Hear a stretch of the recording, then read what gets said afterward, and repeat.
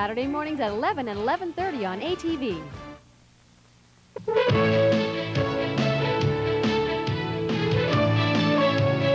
Now, from the #1 news team in Atlantic Canada, this is ATV News 1.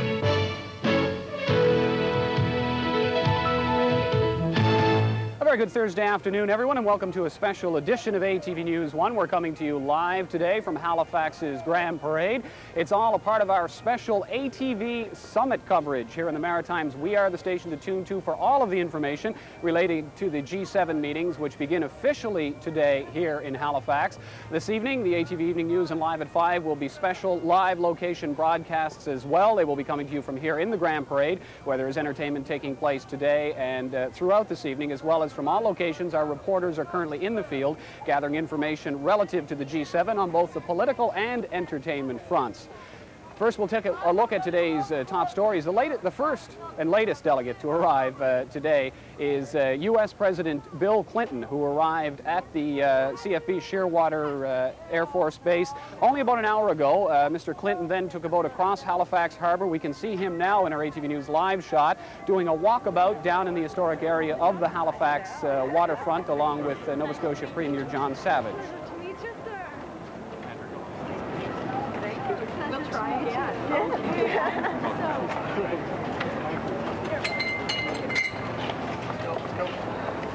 This is the old tea house.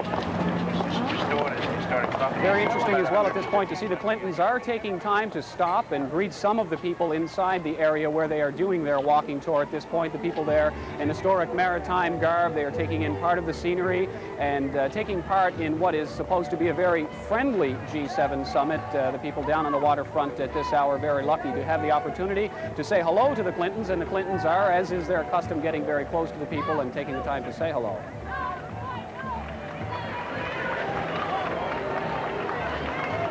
The crowd's very happy to see Clinton at the scene. You saw him wave a moment ago. People in the office towers around that area are peeking out at the U.S. President. He sees them. He's greeting them as well. What do you think of Halifax?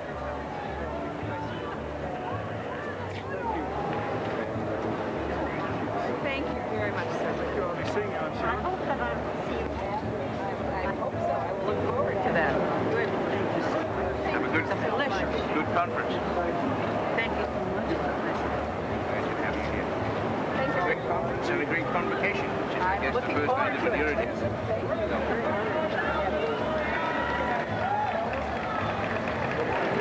Have I got time? Yeah, plenty of time. Take good care of it.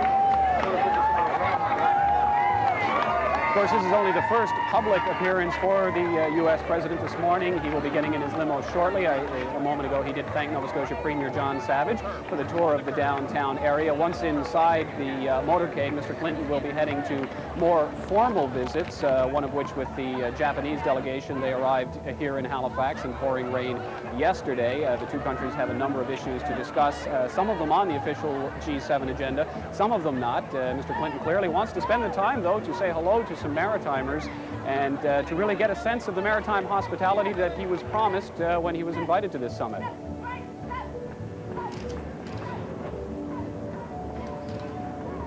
This video showing Mr. Clinton a short time ago when he signed the official Welcome to Nova Scotia book, the book that all of the leaders are being asked to sign as they arrive in the Halifax area for the G7 this week. Look around, sites.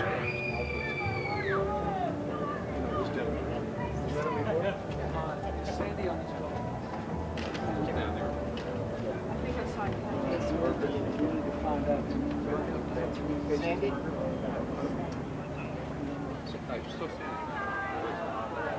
Once again, we're seeing the live shots of the President as he says hello to the people who are fortunate enough to be down in the area where he and Mrs. Clinton have just about completed their walkabout. They appear intent upon extending it a little longer.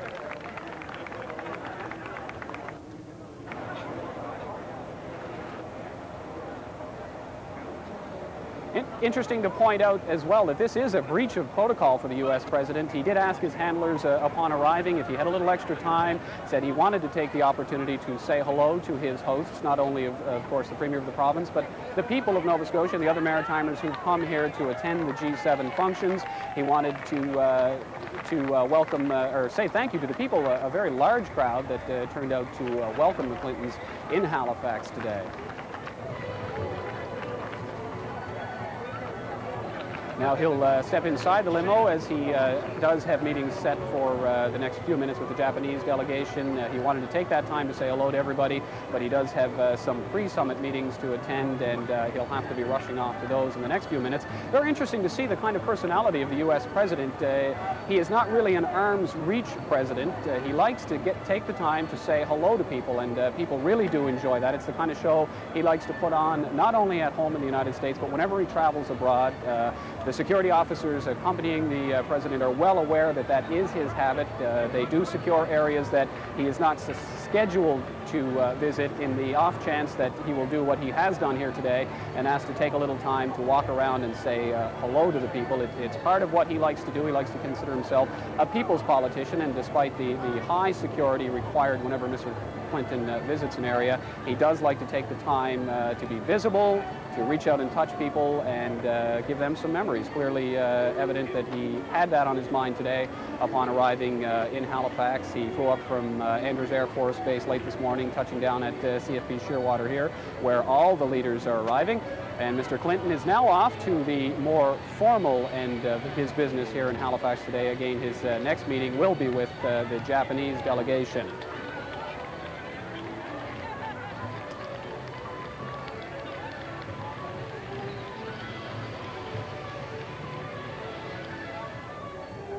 And President Clinton was the second world leader to arrive here in Halifax for the G7. Overnight, the German Chancellor, Helmut Kohl, also arrived at CFB Shearwater, and here's what that looked like.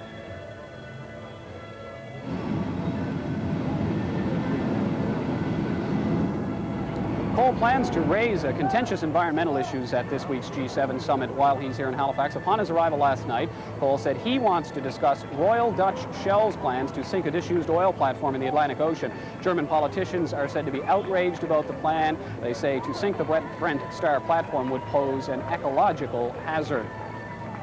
It's clear that the leaders do come here to take part in the official functions of the G7. Many also arrive with their own agendas, things they want to discuss with the other world leaders while gathering here. Our man covering the world leaders during the G7 summit, ATV's Rick Grant, has been attending briefings this morning. Rick, a very busy day, obviously, as things begin to kick off. What's taking place so far? Well, Phonse, as you point out, it is busy, and it's getting busier as more of the heads of nations arrive. This morning there were a series of briefings, and there was one official meeting, a bilateral meeting between Canadian Prime Minister Jean Chrétien and Japanese Prime Minister Tomichi Murayama. It was a very good meeting, according to Canadian officials. It was scheduled to go only for about 40 minutes, but instead went on for another 15 minutes, for 55 minutes. They discussed a number of topics of interest to both countries. They also discussed some of the items to which will be on the agenda for the G7 meeting, concerns they each share over the resumption of nuclear testing by France, although they did not mention France by name when they were in their discussions. They also touched on some economic issues, but they didn't deal, for example, with the U.S.-Japan economic and trade issue over automobiles. That will come up this afternoon when both President Clinton and Mr. Murayama meet at Dalhousie University. They will discuss those issues, the automobile issues at Dalhousie throughout the afternoon, and then meet with media later to explain and express what has taken place in those meetings. So the pace is beginning to pick up here at the Media Center as the other delegations arrive. Phonse? Rick, thank you very much. Rick Grant, who is covering the leaders for us, will have the latest on that beat tonight during the ATV Evening News at 6 as our special summit coverage continues. As well, there are two levels of security accompanying the G7 summit here in Halifax. There is the security you see, and there is the security you do not see. While guards are posted all along the perimeter of the red zone and throughout downtown Halifax, much of the security for this summit is taking place with the high-tech eavesdropping equipment and alarm systems that are temporarily in place. All the alarm systems, the CCTV systems will be removed and taken back to Ottawa with ourselves, and all the mechanical security systems that have been put in place on different doors will be returned to the owners of the building and the property managers. RCMP say in the event of an incident, the information would be processed on the G7 Command Center, and within seconds, an appropriate response would be delivered. In other maritime news today, 46 students and teachers from Cornwallis Junior High School in Halifax are being treated in hospital at this time following a bus crash near Fredericton early this morning. The accident happened at about 4:30 in the Hokiak, New Brunswick area. None of the injuries sustained in the accident were serious. Police say the mishap took place after the driver of the bus fell asleep at the wheel. The group was on the way home from a school trip to Quebec City when this morning's accident occurred. Everyone stayed remarkably calm really on the bus. There was a couple of kids that were upset, but the other kids calmed them down quickly, and we evacuated the bus as fast as we could, which was probably within 2 minutes.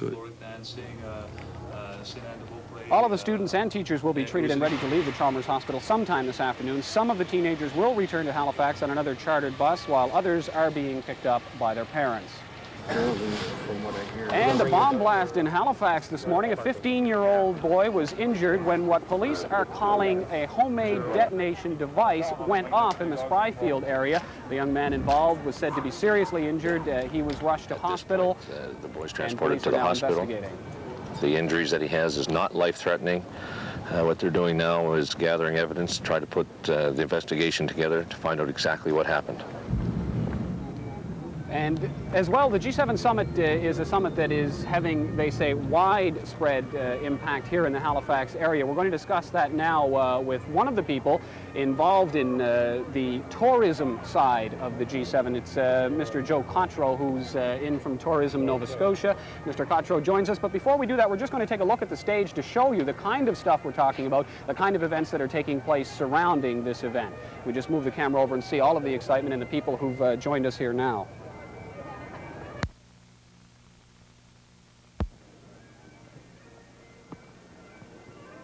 That, of course, just one small part of the events that are taking place in here that are drawing hundreds of people. Hundreds are here at the Grand Parade now. Mr. Cottrell from Tourism Nova Scotia. How big an event is this for Nova Scotia? It's a big event. It's about 5,000 visitors, roughly $7 million in revenue. It's an event that goes far beyond the Halifax borders. It hopefully will make a shoulder to our tourism season and extended by about 2 weeks before the summit, hopefully a couple of weeks after the summit with the open house program that we have going on, where we're encouraging people to go into the communities, to visit the heritage homes, to visit the workplaces, to visit the factories, and these places are open for the tourists, that it will be one of these banner seasons like we've never had before. As well, you're encouraging local businesses to make contacts in the international community, the international media, of course, here, as well as the delegates. You may have gone into the Export Showcase, for example, on the waterfront, where the Economic Renewal Agency is sponsoring a lot of companies, leading-edge companies, that are exporting now to all over the world and hopefully make the kind of contacts that are essential to continue, because Nova Scotia has one hell of a lot to offer, and we hope to display it properly there. Mr. Cottrell, thank you very much for taking the time to come down and join us today. Thanks very much. Joe Cottrell from Nova Scotia Tourism. In a moment, when we return on News 1, we're going to look at one of the maritime businesses that is already benefiting from all this G7 excitement. It is a small restaurant in Chester, Nova Scotia, that tomorrow will play host to the Leaders of the World wives. All of the First Ladies will be in Chester tomorrow. We'll meet the lady who will play host to them when we return in a moment.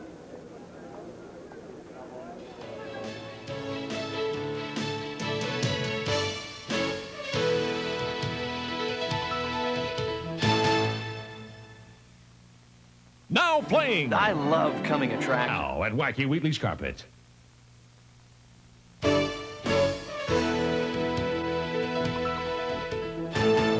And we return to our ATV special coverage of the G7 summit, only seconds after the Japanese Prime Minister has just completed his walkabout in the downtown Halifax area. Certainly today's sunshine a relief for the Prime Minister who arrived yesterday in such a torrential downpour. We are joined now by a guest who is certainly taking advantage of all the G7 excitement. Dr. Viola Hallman is up from Chester. Doctor, tomorrow I guess you're going to be a very busy lady in terms of you've got some special guests coming to your business. Absolutely. We are very proud. We are going to host tomorrow the G7 ladies, the ladies of the industrial leaders. It sort of shows how the G7 is spreading out of the Metro Halifax area down to your business in Chester. How did you become involved? You mean into the business at all? Well, how did you get involved in the G7 in terms of becoming the host for the First Ladies? Well, I think because we are the best. We have the nicest location and I think a beautiful facility. And it's a facility that is going to offer the ladies more than lunch, I guess, in terms of there will be a bit of a history lesson for the First Lady. Yes, that's one aspect, because it's the house of two former lieutenant governors of Nova Scotia, built in 1905. And we did a complete restoration work of the main house and the surrounding buildings. What will the First Ladies be going through when they arrive tomorrow? What will they be greeted by, and what will you be providing them with? Well, to tell you the truth, I don't know myself yet, because I have not been in Chester yet. I did fly into Halifax yesterday from Europe, so I'll get my briefing this evening. Did your staff as well have to go through security clearance to take part in this sort of thing? Everybody has to. Yes, everybody has to go through clearing. Absolutely. As we talk, we're looking at video of Mrs. Chrétien when she arrived in the rather wet weather, as well as Mrs. Clinton. These are the people you'll be seeing tomorrow. How do you feel about meeting these people? Well, I'm very excited because, everybody would like to meet them and see them close by, and, I love it. Have you ever been involved in anything of this nature in the past? No, never. This is our first step into the hospitality industry. Actually, my background is completely different. I'm president and CEO of an international group of companies involved in the manufacturing of cold-rolled strip steels. You also have a very significant international reputation for women in business. Do you think that's part of the reason you were chosen to host these ladies? Well, as I said, I think it must be the very fact that our place is one of a kind, very special, and has an excellent panoramic view. Dr. Holm, thank you very much for taking the time to join us today on News 1. And when we come back in just a moment, we will meet one of the other people who will be playing host, not to the wives of the government leaders, but to the leaders themselves, the maitre d', who will be serving the leaders of the 7 industrialized nations. That's up next.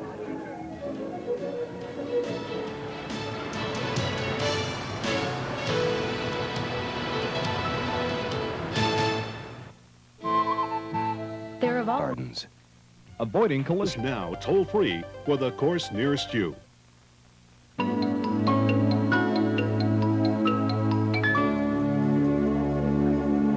And as we take a live look at the view from historic properties, we return to the special edition of News 1 today as we continue our ATV G7 coverage. We are joined by another guest now, Mr. Rob Evans, who is maitre d' to the world leaders. How did that happen? Well, actually, I guess my 5 years experience in the city, I'm trying to give dedicated service to just anyone that came into our hotel, and fortunately was chosen to be the maitre d'. As we talk about this, we'll take a look at some of the locations where the world leaders will be eating. Maybe you can tell us what will be happening inside. Clearly, the protocol must be an issue for you. Well, the protocol is an issue. We've been interviewed by people from Ottawa, and they've helped us out, and we're very honored that they've allowed us, all people from Halifax, to look after the service, and they've been very careful, and we've absorbed and look forward to the opportunity. As well, were there any special requests in terms of meals or preparations, any do's and don'ts that were passed on to you? Well, there's always do's and don'ts to any meal service, and a lot of it is the same. I guess they express to us they're human beings. They have their likes and they have their dislikes and they have their allergies, and I think the trial runs have been a little extra, but everything else is no different than anyone else. Mr. Evans, thank you very much for taking the time to come in and talk to us about that. Clearly, the world leaders are going to be busy. They're going to be hungry. You're going to look after that. Good. And in a moment, when we return to News 1, we'll have someone to thank. It rained yesterday. It rained this morning, but finally the weather is clearing up. Steve Weigel will be here to join us with an explanation of what the weather will be like for the next day or so. As we take a look at CFB Shearwater, the area where the world leaders first see Nova Scotia, which should once again very soon be a sunny place. The weather is next.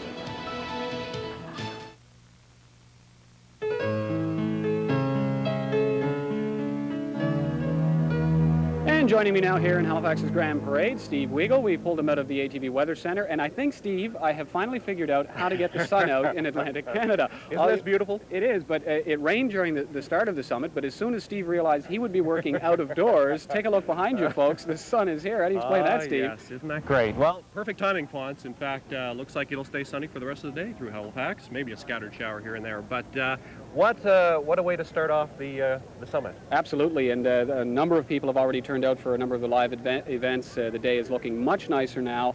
Hopefully the rest of the live events, I know last night's outdoor activities had to be canceled because of that torrential downpour. Hopefully no more of that, but let's find out exactly what we've got in store for the next couple of days and take a look at the forecast. Okay, thanks very much, Phonse. Okay, let's take a look at the big satellite photo up over North America first, and you can see we still have a little bit of a system which is pushing through the Maritimes. In fact, it's really affecting New Brunswick the most. They still have a few showers and a little bit of light rain there, but the skies are clearing through Nova Scotia and through Prince Edward Island, and in fact, as this system begins to push out, we will start to see more sunshine in the forecast the next few days. Here's a close-up of the Maritimes. You can see there's quite a bright white area through New Brunswick and back through northwest Maine, and that'll slide to our north, but we still have the chance of a shower here and there in the next 24 hours, and then I think as a big ridge of high pressure pushes through in the next 24 hours, we're looking at increasing amounts of sunshine.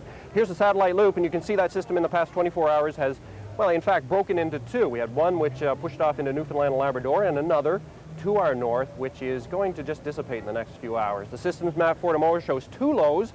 One which stuck with us for most of the week is now starting to slide off into the North Atlantic. Another, with a cold front, will be just to our west by tomorrow night. And during the day on Saturday, we'll cross the Maritimes. Now, I don't think there's a lot of precipitation with this, but we could see a scattered shower, first in New Brunswick and then later in the day for Nova Scotia and for Prince Edward Island. But we're not looking at a lot of heavy rainfall. And then by Sunday, skies clear again. We're looking at some great weather headed our way for later in the weekend. So here's the forecast overnight across the Maritimes. We're looking at still a fair amount of cloud hanging around Nova Scotia and for Prince Edward Island, clearing skies through New Brunswick. Down to a cool 6 degrees, though, up around Campbellton and Edmundston, and we're up to 8 right through Nova Scotia and through the St. John and St. Stephen's area.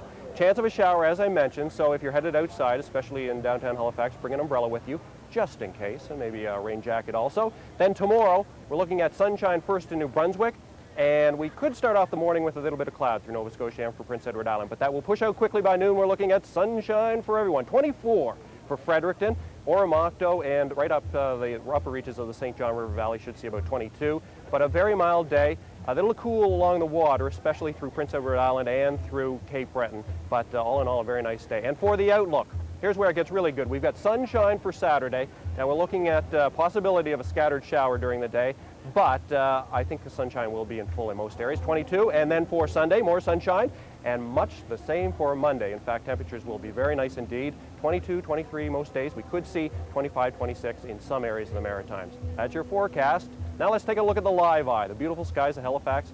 Just a gorgeous day across the Maritimes. And back to you, Phonse.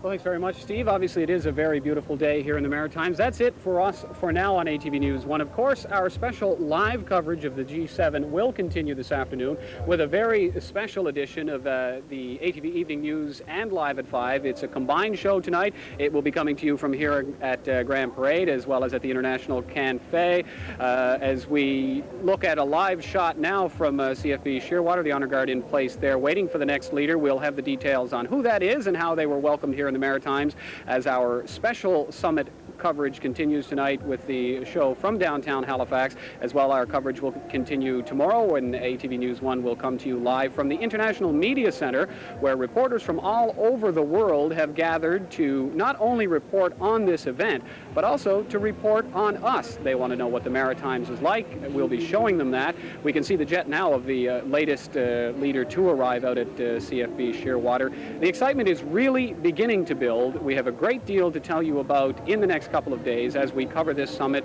with our cameras and our reporters virtually everywhere where you want to be but can't get. We'll take you there beginning tonight at 5 o'clock. Thanks very much for spending the time with us this afternoon, everybody. Enjoy the rest of your day.